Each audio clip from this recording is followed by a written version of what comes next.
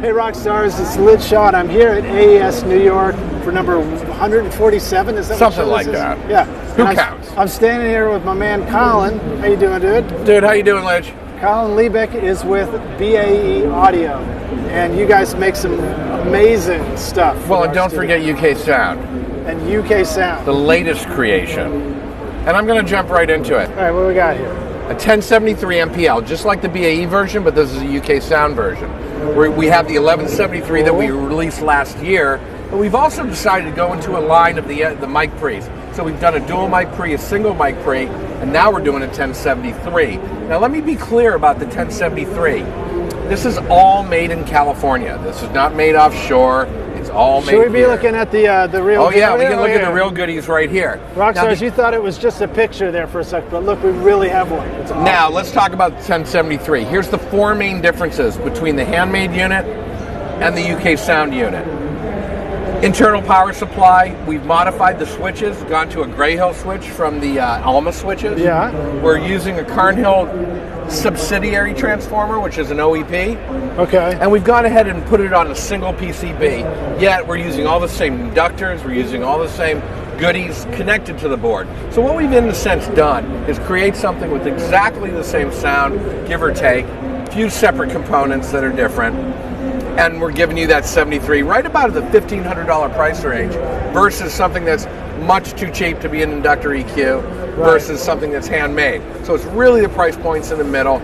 We're really happy about the UKSound. It's very musical, sounds great. We're already getting great reviews. So I just recommend everybody check it out. Right on. So basically about somewhere around $1,500 gets us into a 1073 sound in our studio, which is pretty badass. Correct, and that's an inductor-based EQ. It's a little different than what's out there. Let's explain to some of the rock stars why they should know and care about the sound of a 1073. Well, what makes a 1073 sound like a 1073 is the fact the EQ in it has inductors. Now, inductors are pricey. That style of EQ sounds very different than any other basis for an EQ, like capacitors or what have you. Right. So when you use an inductor, that is that English sound. Right. So now you couple that with transformers on the input and the output, and now you really have a 1073. But all those components are essential. You can't, a lot of the companies will say, oh, it's an inductor-based EQ. They'll say it sounds like it, or looks like it, or tastes like it. No, it's it.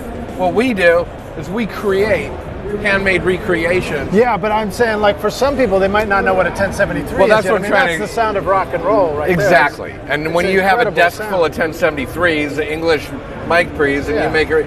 We've all heard zillions of records that were made on 1073s. Yeah, we used to have a BCM 10 in the studio when I was recording stuff. Exactly. One of the best things I ever did was just 8 tracks on half-inch tape. I think it was a half-inch or a 1-inch.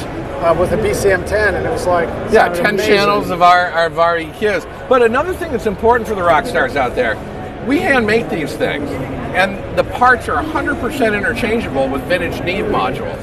So when people want to repair a vintage Neve, they usually comes to us because we actually still make those amp cards and the inductor cards, and we make them from the original parts as much as possible. Hold on, let's get in close so we can see this right here, because this is, I know this is a picture, but it really just shows you how gorgeous the inside of one of these things is. Oh yeah, and these are all the wires hand loomed. So beautiful. All the cards are hand stuffed. All the switches are still Alma switches like the original ones. Yeah. If Neve were making this kind of thing today, still a handmade unit, this is what it would be. Because we actually do use all the OEM parts. Right. We're very careful when down to the Canford wire that the originals had. That's so beautiful, man. I love the way. I mean, like, they're works of art. The amount of precision that goes into making and wiring a switch like that is 100% boggling. And if it's a tantalum cap, we use tantalum. If it's polypropylene, we use polypropylene. Yeah. So that's another aspect that people kind of change is they go to cheaper components. Well, you can't. You have to stick with the old components. So like, what would if they're going to get a 1073 in their studio and they want to use it, what instrument would you recommend it for? Everything. All right, there you go. You know how it is. I mean, we have great producers who endorse our brand that use it on drums. They'll use racks of them on drums, vocals. Let's face it, the old 8028 desks, all the old Neve desks that use these modules, they use them on pretty much everything. Yeah. Well, another thing that's kind of cool is they also have like a tendency to overdrive it in a fun way. Well, that's too, well.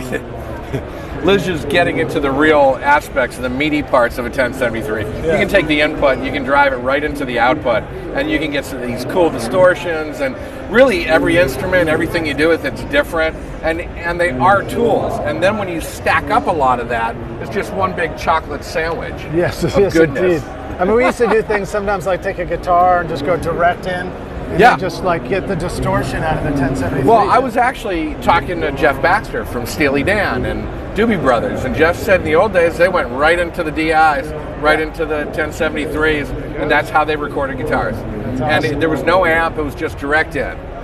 Cool, man. Should we take another close-up look at anything?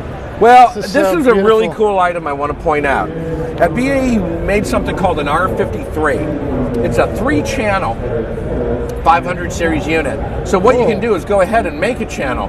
Here's your API, here's your EQ, here's your compressor. Okay. So, and we're going to do a pretty cool promotion where you can get this unit already filled at a discount. We'll have to figure out how to let the public have that. So each one of these is a 500 module. That's right. And you can make your own horizontal. channel with it. Nice. So you could do that with an MPL versus a 312, a graphic EQ versus an EQL, and a compressor. And we have different options there. Super fun. Yeah. Real groovy. Well, so where should the rock stars go if they want to learn more about BAE? And They should go to get our one of these? website, baeaudio.com, UKSound.com. Check out all our social media. We're here for you. All right, awesome. Thanks for watching Rockstars. Make sure to follow us on Instagram. Go follow BAE on Instagram. And We'd love it. Hit the like button and drop a comment in too and let us know what you think. Awesome. Cheers, dude. Thanks. Thanks.